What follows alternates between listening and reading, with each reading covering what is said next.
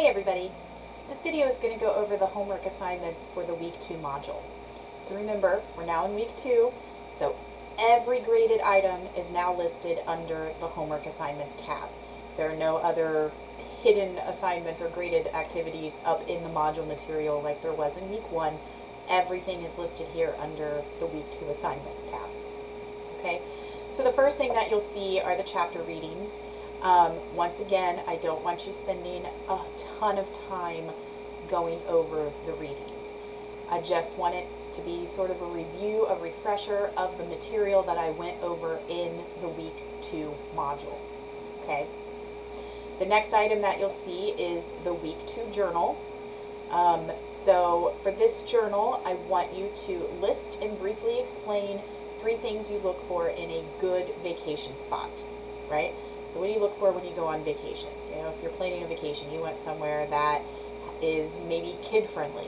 Maybe you're taking your kids, right?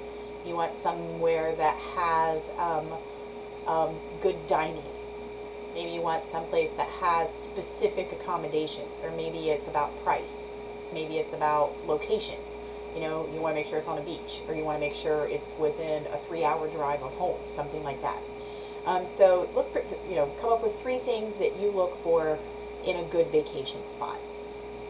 Then I want you to choose a place that you've been before and tell me how that place measures up in those 3 categories that you listed to begin with, right?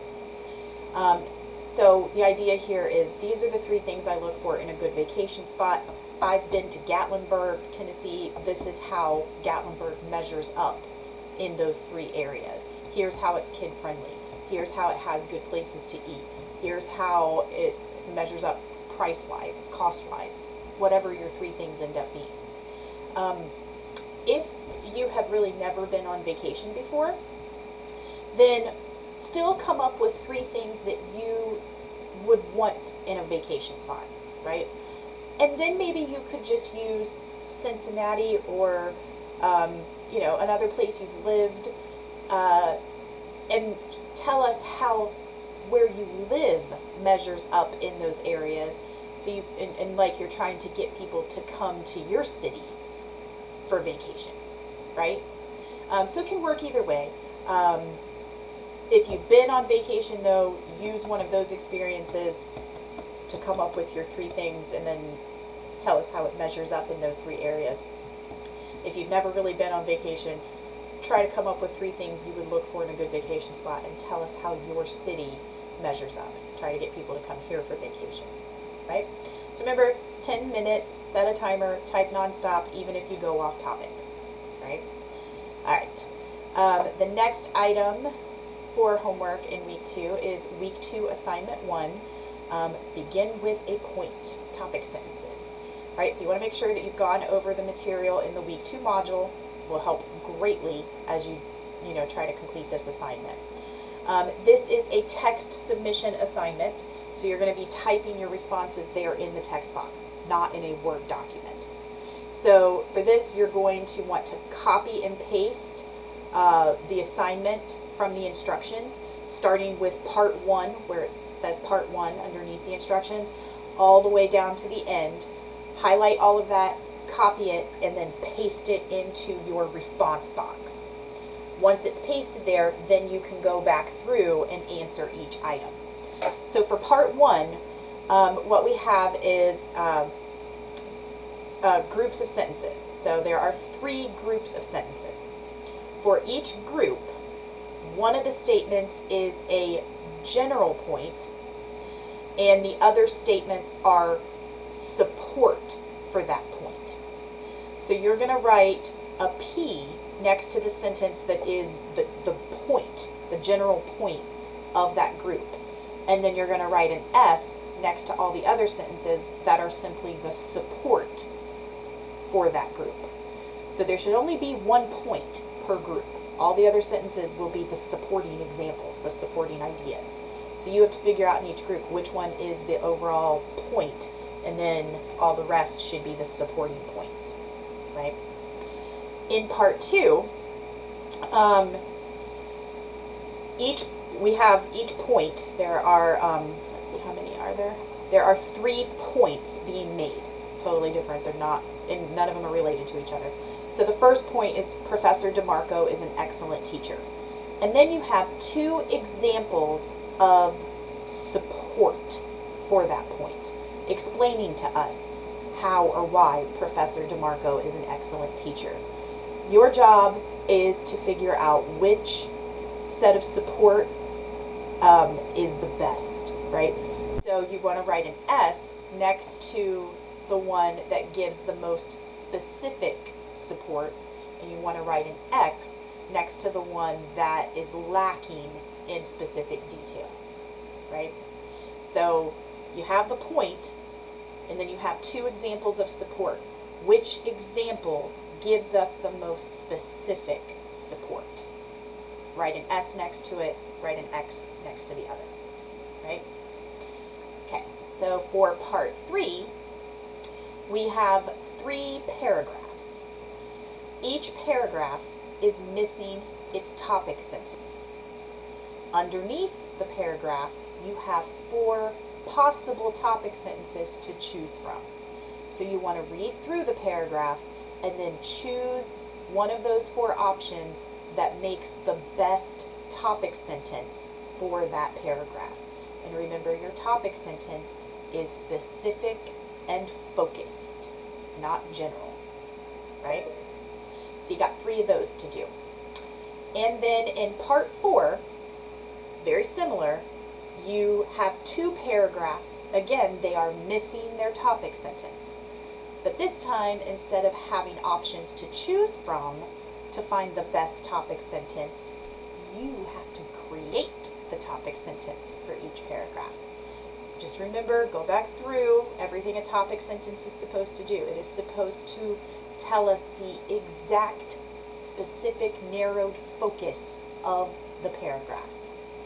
So read each one and figure out what are all of the things that this paragraph is discussing specifically, and then try to create one single sentence that tells us this, that introduces the topic for that paragraph. Just do your best. Okay? All right.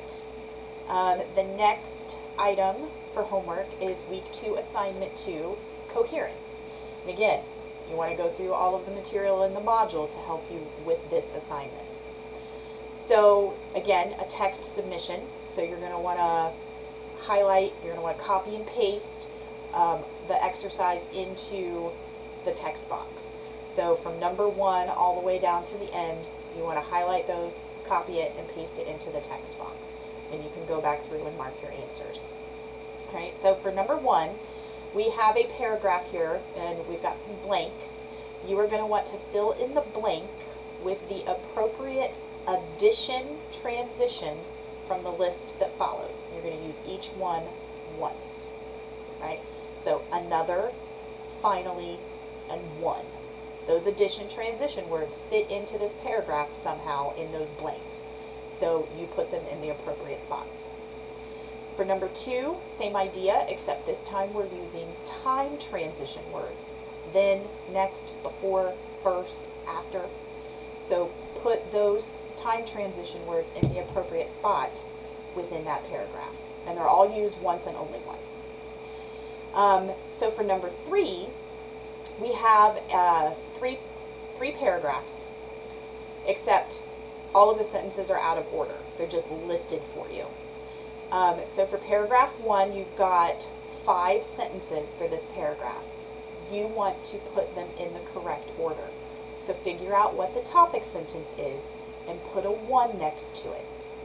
Then what do you think is the next sentence? Think about it logically. Use the transition words to help you figure it out. And then write a 2 next to the second sentence, 3, 4, 5, so on, right? So that's what you're going to do for paragraph 1, paragraph 2, and paragraph 3. Paragraph 3 is a little longer than the other 2, so you might have to think about it a little bit more. You may even need to kind of start jotting some stuff down on a scratch piece of paper to kind of help you figure out how it's all ordered, right? Just, again, do your best. Try to think about it logically. and use the transitions to help you as well, right? In number 4, you are going to underline the transitional word that's used in each set of sentences.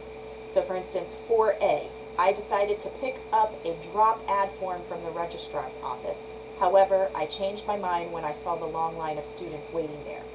Those two sentences, where is the transitional word? Where is the word that gets us from one idea to the next, that connects the ideas, right? So you're going to do that for those 4 sentences under number 4. Number 5, you've got 3 sentences, or 3 groups of sentences, and for each group, you want to underline the repeated words. Now, we don't mean words like the and of. We mean the important words in each group of sentences. Because remember, repetition is a way of creating coherence, of helping tie all your thoughts together. So, the tall ships moved majestically into the harbor. Along the docks were thousands of people who had come to witness the harbor spectacle. So, which word is repeated there to help build coherence? So, do that for those 3 sentences under number 5. Number 6, you're going to be doing the same thing, but for synonyms. So, in each group of sentences, in number 6, there is an italicized word. There's a word in italics.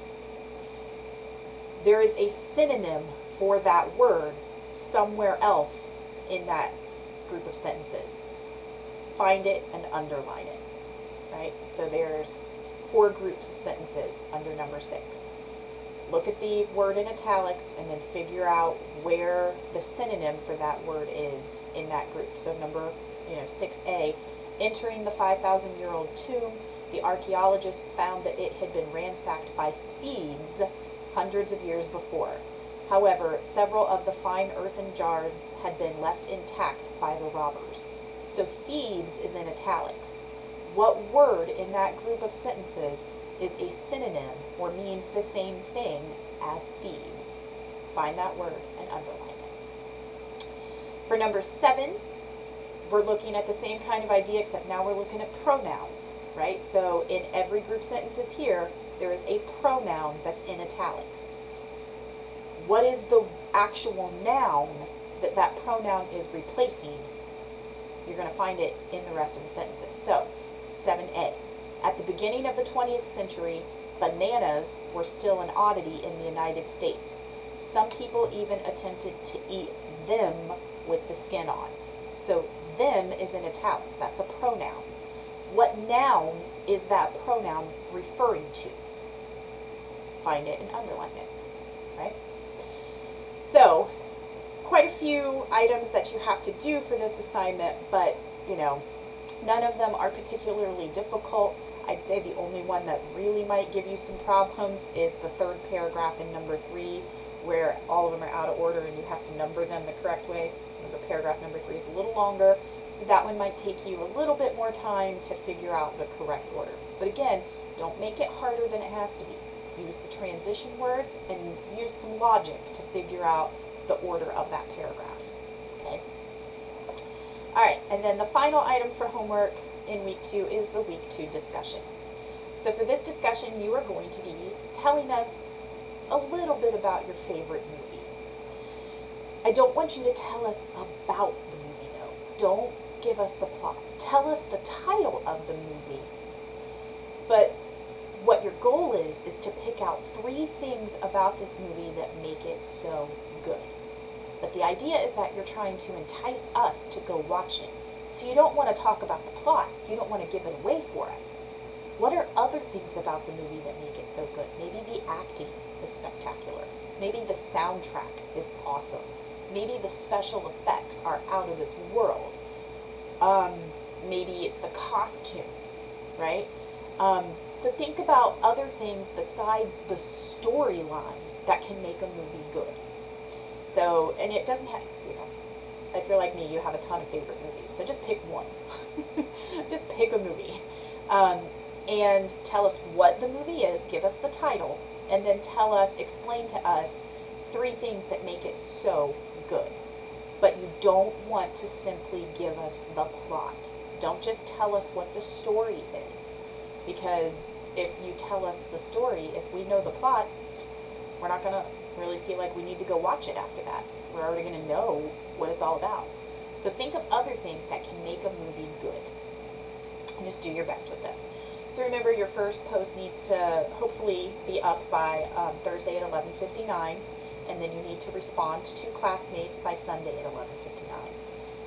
Remember, when we respond to classmates, we're not critiquing them. It's not about telling them what they did wrong or where they made an error or how they could improve. It's a discussion. It's a conversation. So if you were talking about your favorite movies in person, how would that conversation go? If someone's telling you about their favorite movie, what would you say to them afterwards? That's how you want to respond.